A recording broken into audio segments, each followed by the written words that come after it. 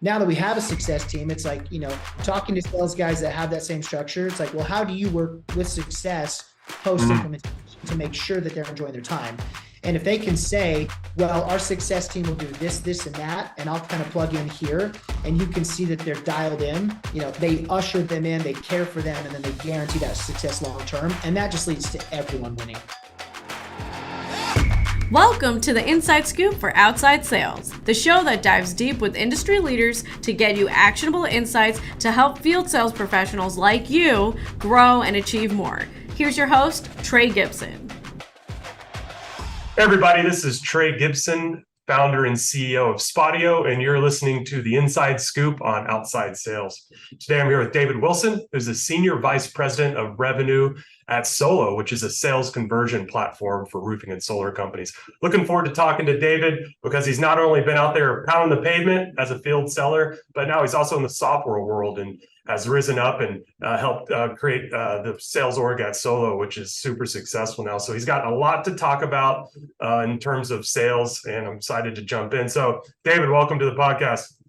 Yeah, Trey, thanks for having me. Thanks for the introduction. Looking forward to the chat and discussion today.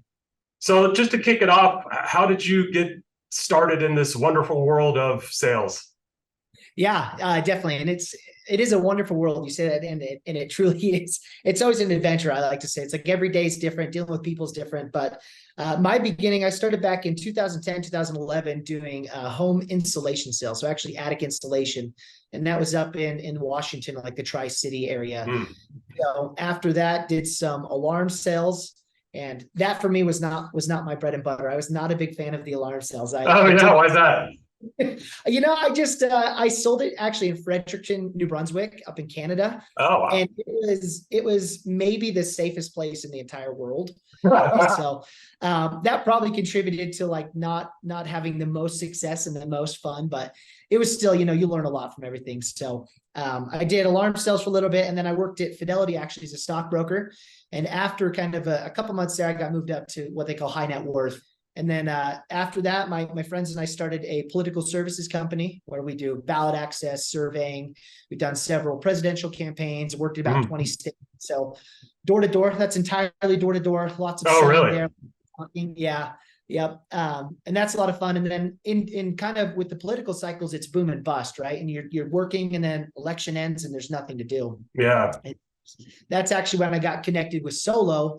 So a friend actually from Alarms way back in that summer knew Dan and Jeremy, who founded Solo, and was like, hey, do you want to just like help me with this thing? And I was like, sure. So I started helping. And then like a week later, he's like, I'm actually going to quit. I'm going to this other sales company and I'm going to do this. So I just told Dan that you've been doing it anyway, and I haven't done anything, and you should keep doing it.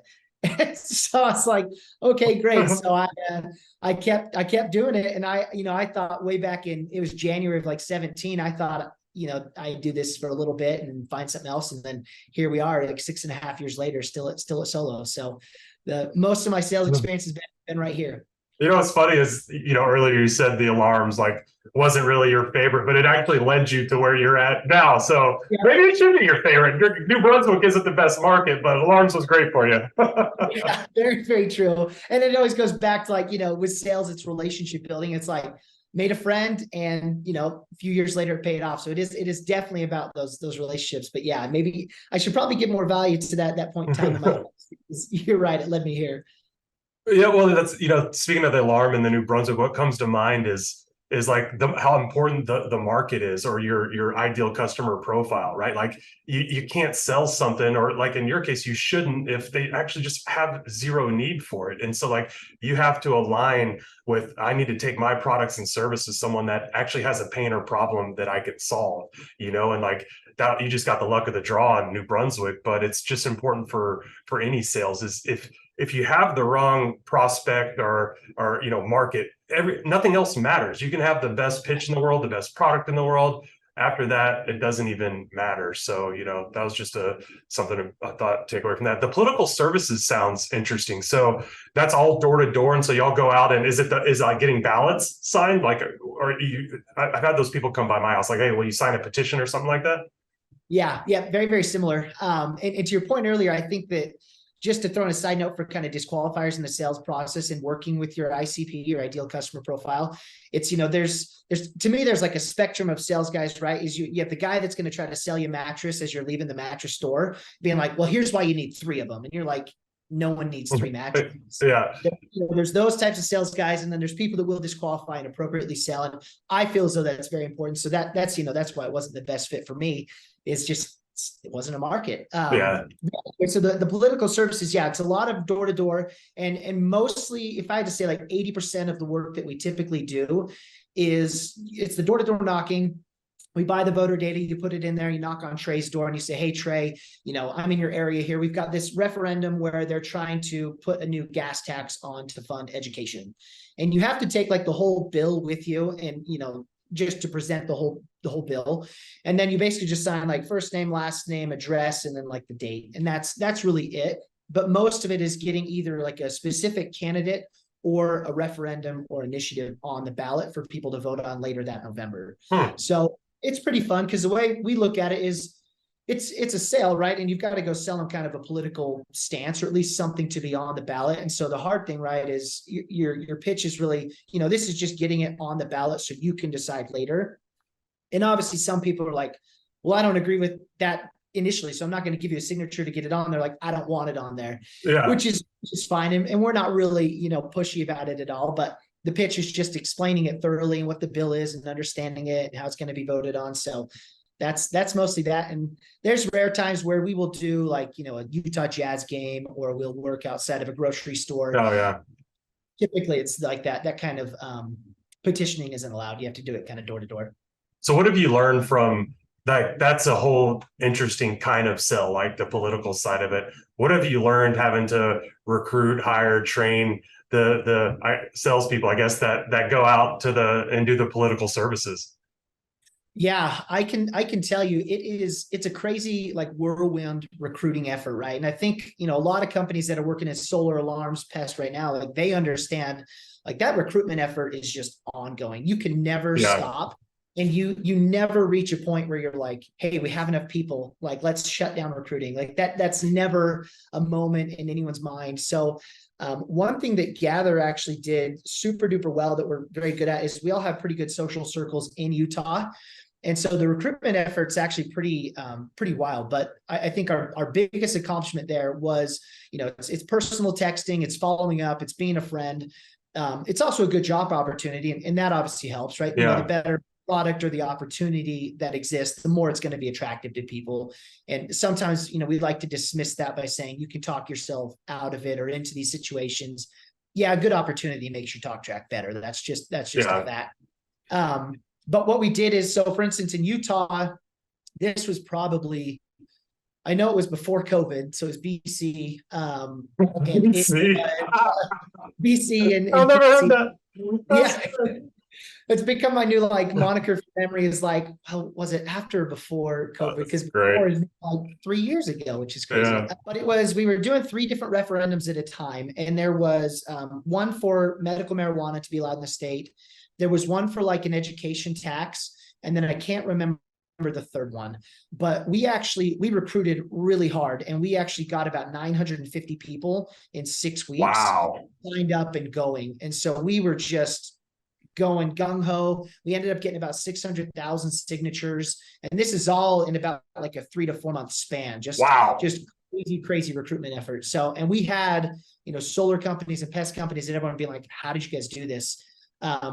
And it was really just a lot of that personal contact, meetings every night at different locations all around the state, really thorough explanations. We brought in people who had done it with us previously to come and talk to them about it. So just kind of all out, really good structure, very organized, simple setup process. And then it was kind of that, getting them in, getting them the packets they needed, the app they needed, and then like getting them on the doors fast so they could get paid quickly.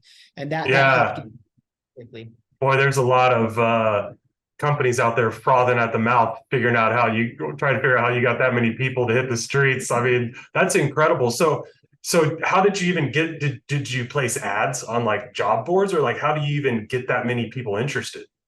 Yeah. So we'll do ads on job boards. And we also like, you have kind of this mass that builds up. So, right. So the first time we did it, you got 50 people, right? Yeah. And then the next you added 150. So we keep kind of re-churning that pool.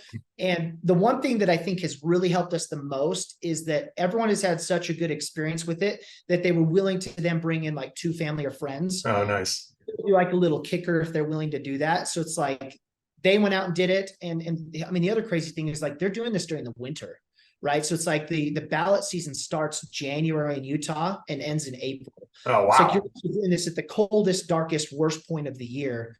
And that's what makes it really, really crazy is the weather's against you the whole time. But yeah, we did the friends and family bonus. We have very, very strong incentives to keep people going and keep people motivated.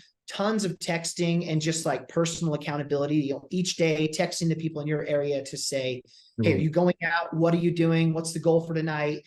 Because we do like a pre and post check-in every day. So it's very structured, very organized. And then it was just knowing that like this friendly kind of leadership tone definitely helped a lot in getting all those people there and keeping them there. Yeah, I did quite a bit of recruiting back when I was doing home services, and what the recruiting is a sales job, and I think people forget that. A lot of companies, especially in like door-to-door sales or whatever, they'll just put a job ad up and they take the applicants and they hire some and don't hire others. But like there's a nurture process that needs to go on there, and it sounds like you built up a database and that you would just nurture it over time. And like that keeps paying off, I'm sure, in the what's PC era, right? Is you have this database of potential candidates. Some have worked for you, some haven't, and you nurture them and eventually they may come around. And like it's just the same with any sales. Is like if you just talk to a prospect once and never talk to them again, like you're missing out on it. It's follow-up. Yeah, and you're exactly right about the nurture and I think you're really right about 2 things, which is like 1, people forget that recruitment is a sales job in itself, and 2, it's that nurturing. And it is easy to just like, well, I got Trey to sign up and Trey's on the doors. I'm like, great, now I can move on to the next guy. And it's like, I mean, you can, but you will, you'll burn these people out. And if you're not maintaining and nurturing that relationship, to use your word, it's going to fall off, And so, we did the job board things. We tried to automate as much as possible. Tons of, you have friends and family. And it'd be funny too, because we have like with Gather, really anyone can do it. And I know anyone can do any job and anyone can do any door-to-door, but some people are much more willing to just like leave Utah and fly to Texas for a summer, right? A 20-year-old on college break is way more likely than that 45-year-old mom of 4. Yeah, right. Right. So, but we can get those people like the 45-year-old mom and her husband and the 2 kids, they'll all go out and work together. And so you can get a lot of that. And that's definitely a unique advantage that, we have in recruiting that other people might not have. Right. So a lot of that also depends on the job description, but yeah, we'll do the job boards. Like I said, lots of texting, just trying to get as many people as we can, and really anyone can start. And one thing we've also been like super clear about that I feel like sometimes does get kind of missed in some recruitment efforts is just being very, very clear about like what the job is, what the pay is, expectations are. Because like you said, recruitment is a sales job. And if you sell too hard, you just disappoint everyone, right? You're going to make $1 million and you're like, someone will, but 99% of people won't. And so that's the benchmark. It gets hard, right? So tampering those expectations is key as well. Yeah, I mean, we both have, you have a ton of solar customers. So obviously, we have some as well. It's like, that's, the job ads, you go out, like, make $250,000 your first year. It's like, I mean, I guess you could, but, you got to be realistic about it. Yeah. Yeah. And I think too, you can make 250 and here's the tools and here's the way. I mean, if you're a company that is good enough and organized and like structured enough to provide the path, I mean, good on you. I think that's really awesome. But if your hopes as a company is you're going to find 20 people and round them up and give them an app and say good luck, and you think they're going to succeed, you're not helping them be successful. And you're really you're doing yourself a disservice by creating this group of people that you're churning that eventually just, the image gets out there, the reviews around it just gets harder to recruit. So you and I are similar in the sense that we kind of came from a field sales or door-to-door sales background and then got into the software space. And now we deal with hundreds and thousands of companies that have door-to-door sellers and field sellers out there. So like we get to see some interesting things. I know from my perspective, like kind of get to see what the best companies out there are doing. So I was interested to hear, like, of the solo customers that are just crushing it now, like, what are some of them doing different than the others? Yeah, that's such a great question, because just like you said, we do get the luxury of, when we're selling them software, saying, well, explain your tech stack, tell me your processes, how are you doing these things? And we kind of have the or like the right to ask those questions, and they typically, they play ball and they'll answer all these questions. So it is very fun. For me, being a solo for 6.5 years now, it is, I've learned about thousands of companies and their exact structure and how many people doing and what tools they're using. So I would say the companies that I've seen to be the most successful are the ones that are, I call it organized enough. Like they have enough structure, enough organization. They definitely have the right people, and they can move very, very quickly. Yeah. Because solar really is these waves, right? Like when I came in, the big thing was like home efficiency adders, it'd be the windows, it'd be the insulation, shower heads, light bulbs. Like it was this efficiency package.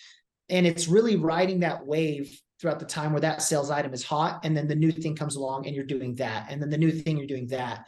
And solar's kind of been that base item that you're selling, but the adders, home efficiency, automation, security, whatever might be attached to that sales item, that becomes like these different things. So, and that's just one example, but the ones that are organized enough to have a structure where they can move very quickly and execute on decisions fast to figure out what works and what doesn't, that has been one of the biggest indicators of success that I've seen. Yeah. So yeah, that makes sense. I mean, we ask similar questions through our demo process or discovery process. And one of them is like, what metrics are important for you to track? And if they're like, I don't, you tell me. And we're like, okay, that's probably not organized enough. Hey, what's your sales process? And it's like, well, we just send our team out there in the field and hopefully they sign some contracts. Like I'm sure y'all hear similar stuff. It's like, yeah, that's not organized enough. You got to have some basic processes and things put in place, or else you're screwed.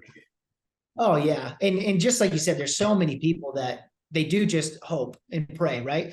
Well, I recruited 5 guys and I cut them up an area, and I was like, good luck out there. Go knock till the sun goes down. You're like, I mean, that will work. You'll have some success. Like, is it going to be enough to hit the margins and make the money that you need to keep the lights on and excel and grow and expand? Probably not, unless you just get a couple rock star guys. But if once they get that good, they realize there isn't the structure, they're going to leave to the bigger player in your market. So So yeah, the structure is so important. We hope you're enjoying the inside scoop on outside sales. If you want to hear more value-packed content, be sure to subscribe and check us out anywhere on social at Spodio. Now back to the show. Swinging back around to like the sales team at Solo, like, how did you build that? I'm curious, because like, it's exploded since you've been there, and you've made that happen, so tell me a little bit about how you that process. Yeah, we run a pretty like small and lean team, which is unique. A lot of people are shocked when they find out kind of the team is a smaller team, right? It's not huge. We don't have a ton of SDRs. What it's been is really a lot of like smile and dial and some really gritty things of just, tons of internet research, pulling leads in, going to shows, making really, really good relationships with people in the industry. And that's really been the basis of it. And with the team and with the guys, as we've kind of gotten them in and scaled the organization, it's always been, hey, we can scale this up. We can hire a ton of people and cut it into regions and do all this stuff and just, kind of build this machine this way. Or you can all just work overtime, and you can kind of create this situation for yourself where you have great opportunity because you're here, your butt's in the seat, and you're cranking every day. And we've been lucky to get a really, really solid team here. That have definitely done a really good job, but it's always been under the premise of like, let's burn at 110% all the time and just move as fast as we can. And that's paired with like, we truly believe partnership is a huge part of it, right? You've got to have their best interests at heart. Our motto is building everyone's business as if it were our own. So it's truly caring about the outcome of what you're selling and what you're doing. It's also just the relationship building, right? It's a very organic, well-natured sales approach. We're on a text basis. It's very personal. We'll fly out and hang out. We'll see at the shows. It's wanting to be friends with everyone. And then it's offering a great product at a really competitive price point and just trying to always build that value for customers. Yeah. Yeah. So it's, the key thing you said, and I agree with this, it's about the team, the people, right? And so like that, if you can nail that, the rest can take care of itself. So what do you look for if you're bringing a salesperson onto your team? What are some of those traits that you look for that are just a must have? Yeah, definitely. If you and I don't know each other super well, but if you knew me better, you know that I'm very organized, almost to like the brink of OCD. So I have a grading criteria that's a weighted scale of my top 10 attributes. Nice. Formulated questions over the years to ask. Wow. And anyway, all this stuff, but it all goes to say that my one of my mottos is like, a smart, curious person, it can accomplish anything. And that's probably a derivative of some quote I've heard somewhere, but I believe that if you're, a very curious person, and that is one of the attributes is curiosity, Mm-hmm. and you're just generally smart, you're going to figure things out. It's going to bug you not to know, and it's going to bug you not to be successful. So that's really what I look for. Are you a learner? Are you someone that's constantly, are you reading? Are you researching? Are you becoming better? Are you curious to know those things? And there's like an innate desire to want to know more about what you're doing. Or do you get to a knowledge level and you stop, or do you get to a knowledge level and then you try to unlock the next levels? Yeah. Self-motivation. Are you driven? And I look for too, if I interview a sales guy or a sales girl, a salesperson that comes in and I say, what motivates you? And they don't say money. I'm like, oh, well, that's why a lot of people are in sales. It is a driven job. I hope you're motivated by the dollar sign, because at the end of the month, you're trying to sell lights out to see that bank account go up. So that's a big part of it too, is like, what's really motivating you? And obviously there's other more wholesome factors like family and progression, and I value those as well. But yeah, so intelligence, motivation, are you a learner? Are you curious? And then there's a handful of other ones that I try to gauge out as well. What are some of the things that you do to uncover motivation or drive? Because that's, we're salespeople, right? So when you interview a salesperson, of course they're going to tell you, David, I'm pumped, man. I'm ready to go. I'm going to crush it out there. Just put me on the phones or get me on the streets, whatever. So how do you suss that out and prove it? Yeah. And it's hard, right? Because I've never discovered the way, but I haven't. Yeah, I haven't either. That's what I'm asking you. 100% accurate. What I will ask about a lot of times is since everybody's on a sales team, I'll ask them, what's your favorite team you've ever been a part of, and what was your biggest accomplishment with that team?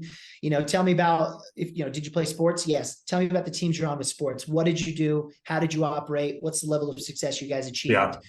And then interviewing for AE positions, especially, they have previous experience, whether it's an SDR or a junior AE or another AE position. Where did you rank on that team? What contributed to your success? What were your daily habits? How did you drive and motivate yourself? So it's trying to dig into past experience most and see, one, do they have like a well-rounded good answer? Because if they're just fluffing, like you said, and they're like, oh yeah, man, like I'm ready to go, I'm going to crush it. You're like, how? Tell me how you're going to crush it. Yeah. And even with senior AEs, it's like, well, just really quick for me on the board, draw a sales funnel and draw what you do and what's your sales motion at each stage. Oh, nice. Leverage different people to help you. And if they can't draw a good funnel and explain a sales motion, kind of A to B, you're just kind of like, well, any sales guy worth their salt could do that in a second, right? And they'd say, well, at the company I'm at now, the SDRs are pre-qualified, and they can rattle it off. So anyway, so one, do they have a well-rounded answer? Two, are they really passionate about it? And can you tell that like they believe that answer? And three, like the outcome of those questions is, I was on this team and we did really well, and I got a taste for success early and I wanted that to keep happening. Or on my last team, I started at 10 and I picked number one guy as my mentor, and I climbed up until I was best or really, really far up there. So I just try to gauge their responses and see, do they know what they're talking about? Have they had good success? Do they have a taste for it? And do they want that to keep happening? It's probably a pretty good person to bet on. Yeah. The best predictor of future success is past success. I'm sure I stole that quote from someone, but something like that. Yeah. And I saw this quote the other day. I don't know how people feel about, I think it's Gary Vee. I'm not a big fan of Gary Vee and some of the. I like the old Gary Vee, not the new Gary Vee. I like the old Gary Vee. It's funny you say that, because like the internet gurus, these YouTube gurus, like their old material, super good, very humble, totally different mentality than like now that I'm preaching from my private channel. It's definitely changed, right? Old Gary Vee, I admit, was pretty good. New Gary Vee, I'm not so sure about. But one of the things he did say, and I believe in finding value everywhere. I might not like everything he says, but he definitely says very good things from time to time. One of them was, he said, people don't fire fast enough, because he was like, there's ego that's wrapped up in hiring, right? Because I asked the questions, I went through the evaluation, I made the choice. So my ego is attached to making this decision. And he's like, most people aren't humble enough to just admit to themselves 1, 2, 3 weeks in, like this person isn't a good fit and I didn't gauge them right, and I need to let him go. He's like, so people don't fire fast enough. And he told this story that was probably exaggerated, knowing the age we live in today where everything is. And he was like, I hired this brand new VP, and within the second hour I fired him. And I was like, that seems like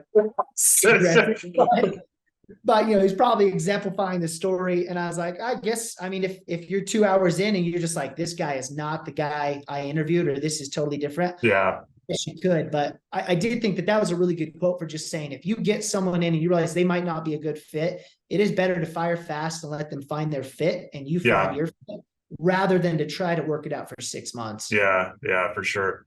I also like the exercise you talked about with drawing the funnel on a board. Like, I've asked the question in the past, like, what's your process for being successful? But I actually like hey, draw your process, your sales process or whatever, on a board and explain it to me.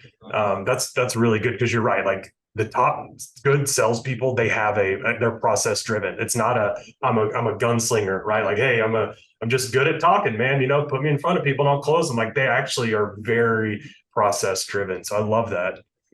Yeah, they are. And a good question too is like, okay, post sale, maybe into implementation or post implementation, like, how are you still watching over their success, right?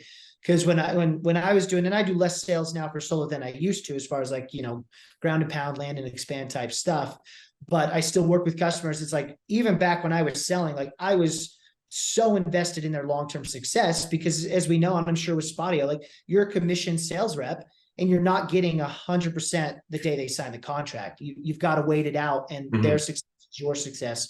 So I was always like, well, naturally then, if I stand to gain the most from their success at this company, I'm going to be checking and caring and keeping tabs on what they're doing and how I can help. Yeah. And it's important to, like, at the time we didn't have a success team, right? That was kind of my job to do that.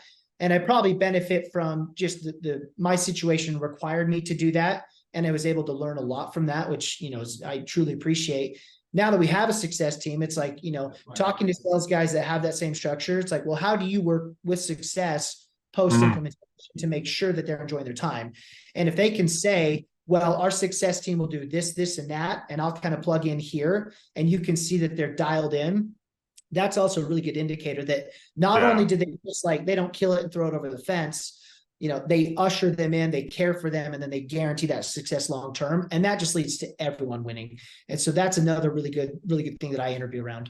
Well, and that's even very applicable in the solar space, because the number one, in terms of close rate, right? Referrals, right? So it's in their best interest to make sure that customer, the install goes great, they have a great experience, and then ask for referrals. I mean, it's, if anything, just do it because it helps you out, be a little self-serving. You get more leads and sales that way. Yeah. And that's such a good point too. It's just like, they're willing, they like you. And if they like your product, they are going to steer other people towards you. So yeah, it's an awesome point. You talked a little bit about this when we got into the political services, that communication rhythm. I was curious, okay, so you've done it on political. It's like checking in the morning and the evening, right? It sounds like it's pretty intense. Versus now, I'm curious, what the optimal communication rhythm you've found with your team, and do you do the same thing at Solo that you do with political, or do you have to adapt it to the environment? Definitely have to adapt it to the environment a bit. But I also believe in organics, I think probably more than most people do, because most people today, it's like, how can we run super lean, super fast? And how can we just automate all of this stuff? And I believe in automation a ton. And I actually, where's it right here? This is such a great book. I read marketing books. This is Marketing 5.0, Philip Cutler. 5.0 obviously indicating that it's the 5th version of his book, but with each book, what he does and why I think it's so essential to sales is each book will focus on a different segment of how the world has changed for consumers. So like, I can't remember the exact order, but like number 1 was like product driven, and 2, marketing 2.0 was like feature driven, and 3 was this, and 4 was like, 4 was like more segmenting, more audience based, and kind of some automation. And then 5 is like, how can you keep the human touch and organics while automating as much as you can? And all of his books are there. I mean, they're so good. He's kind of like the master of all things marketing.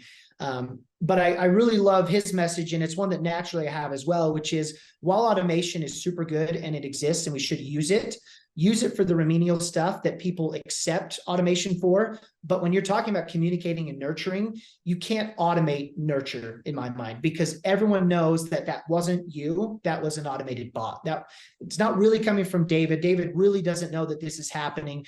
David doesn't care. And if I were to respond to this, he wouldn't be there. And people know that. So for the cadence and communication for Gather, it's still like, we don't automate anything. It is a text to say, hey, checking in. This is me at my personal cell. How can I help you? And with Solo, it's a very similar thing where it's like, we automate reminders, we automate updated things, we automate the things that you can, but it's like, I've always forced a very heavy, like, text them and let them know that it is you, and you're calling and you're carrying with a custom message, new information and new value. So that organic is a very, very big part of everything that we do here. Nice. So that leads to nurture, that leads to relationships, that leads to the people knowing like, oh yeah, like this is that person reaching out.